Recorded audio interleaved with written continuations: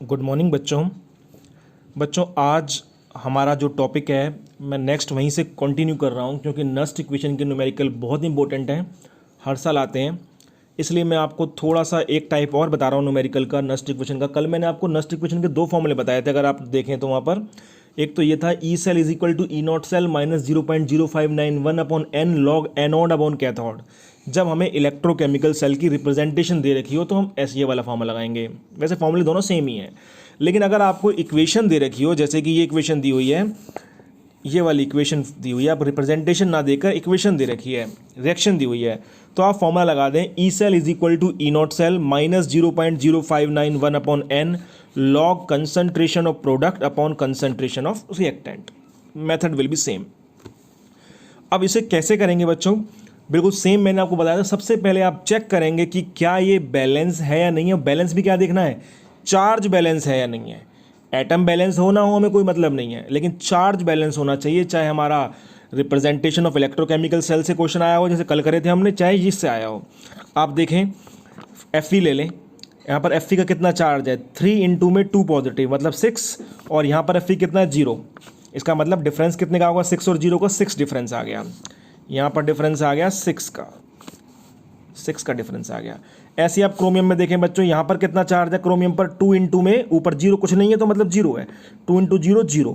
और यहाँ पर कितना चार्ज है बच्चों, 2 इंटू में 3 पॉजिटिव, 3 पॉजिटिव इंटू 2 कितना है 6। तो 0 और 6 के बीच में कितना डिफरेंस आया, 6 का। मतलब एफ वाले में भी 6 था और यहाँ पर भी 6 है, तो इसका मतलब बराबर है। अगर बराबर ना होते तो बैलेंस करने पड़ते, लेकिन बराबर है। ज़्यादातर रिएक्शंस के जब रिएक्शन का क्वेश्चन आता है उसमें आपको बैलेंस ही मिलता है, तो बराबर है, यहाँ पर 6 बराबर है। ठीक है बच्चों, अब इतना देखने के बाद आपको फॉर्मूला लगा दिया आपने, E cell is equal to E not cell, E cell is equal to E not cell minus 0.0591 upon n log concentration of product upon concentration of reactant. ये आपने फॉर्मूला लगा दिया। सबसे पहले आप क्या निकालेंगे, इसके अंदर ई नॉट सेल निकाल लेंगे। ये रहा E not cell is equal to E naught cathode minus E naught anode, higher value minus lower value. एक वैल्यू तो दे रखी है हमें माइनस 0.74, एक वैल्यू दे रखी है माइनस 0.44। दोनों माइनस के हैं तो बड़ा कौन सा हुआ, माइनस में बड़ा वो होता है जो वास्तव में छोटा होता है, तो माइनस 0.44 बड़ा हो गया। तो minus 0.44 minus 0.76 minus minus plus हो गया, तो यहाँ पर हमारा आंसर आ गया 0.34 वोल्ट। यहाँ से बच्चों आप देख सकते हैं ई नॉट सेल निकल गया कितना, 0.34 वोल्ट निकल आया हमारा ई नॉट सेल।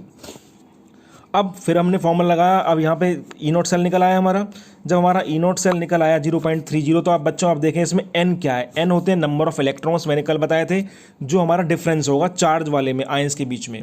आप कोई भी एक आयन ले लें, जैसे आपने यहाँ ले लिया एफ वाला, देखें 3 इंटू 2 पॉजिटिव, कितना चार्ज है 6 चार्ज है।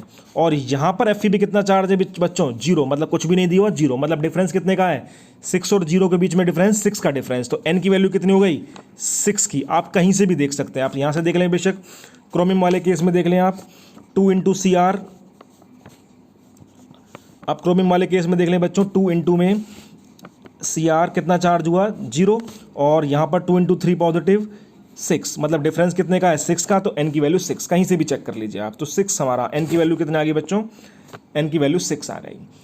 उसके बाद हमने E cell is equal to E not cell की वैल्यू पुट कर दी 0.30, जहाँ से निकाल के आई E naught cathode minus E naught anode, जिसको higher value minus lower value भी कहते हैं।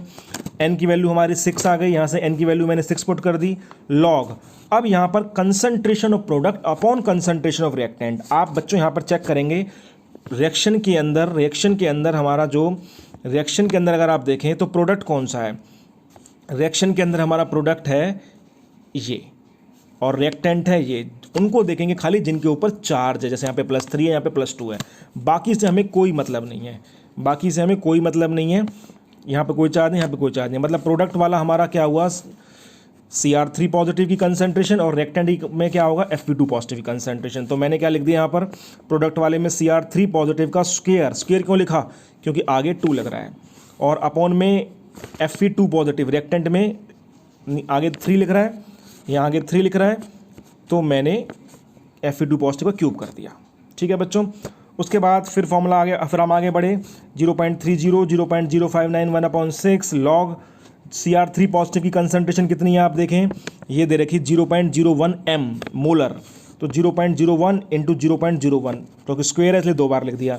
ऐसी Fe2 पॉजिटिव की क्यूब है, कितनी है इसकी 0.1, तो 0.1 इंटू 0.1 इंटू 0.1 मल्टीप्लाई कर दिया। यहाँ से हमारा आ गया, या डेसिमल हटाऊंगा तो नीचे 10 की पावर 4 आ जाएगा, क्योंकि 2 और 2, और यहाँ से डेसिमल हटाऊंगा 1 2 3 तो 10 की पावर 3 आ जाएगा।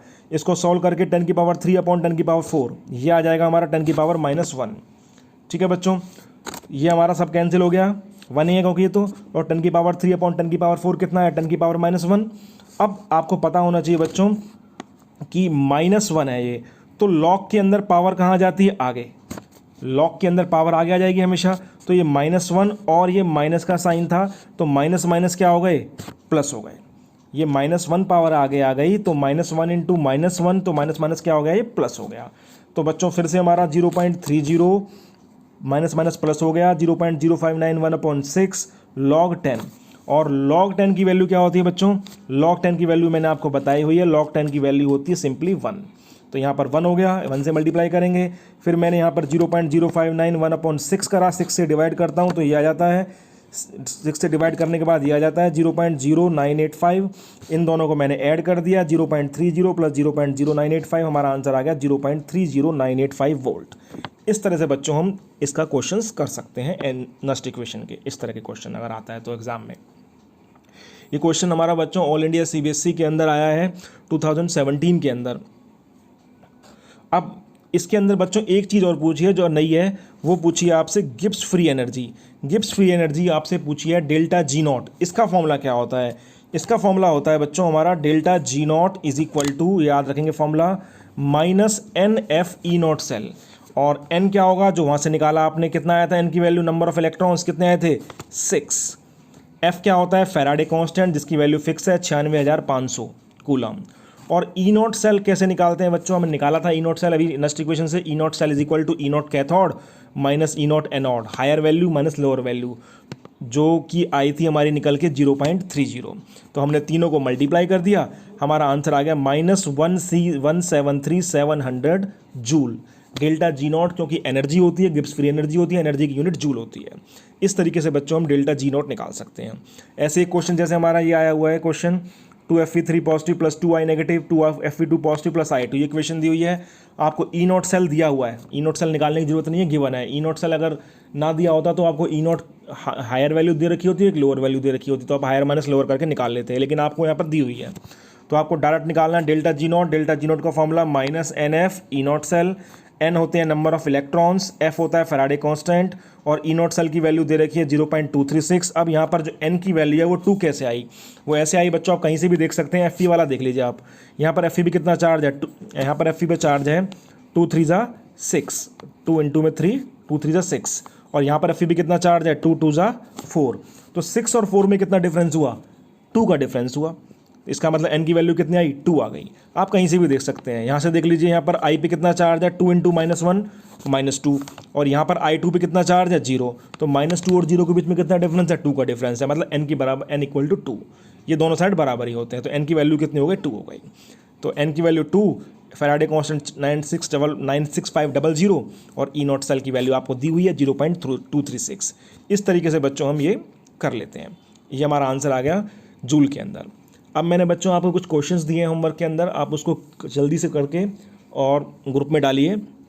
और बच्चों अब ये टॉपिक ख़त्म होने वाला है हमारे, इसके अंदर बस एक सेल्स रह गए हैं हमारे, और एक हमारा रह गया कोरोजन रह गया है, तो मैं आपको बताऊंगा। हालांकि वो ज़्यादा इंपॉर्टेंट टॉपिक्स नहीं है, फिर भी मैं आपको बताऊंगा, और उनमें ज़्यादा कुछ समझने वाली चीज़ भी नहीं है। जो भी है हम बताऊंगा मैं आपको, जितनी हमारी एग्ज़ाम के पॉइंट ऑफ व्यू से रिक्वायरमेंट है। टॉपिक हम पूरे करेंगे, डिटेल में करेंगे, लेकिन उनको सिस्टमेटिक वे में किस तरह से समझना है और लर्न करना है मैं बताऊँगा आपको। तो आज के लिए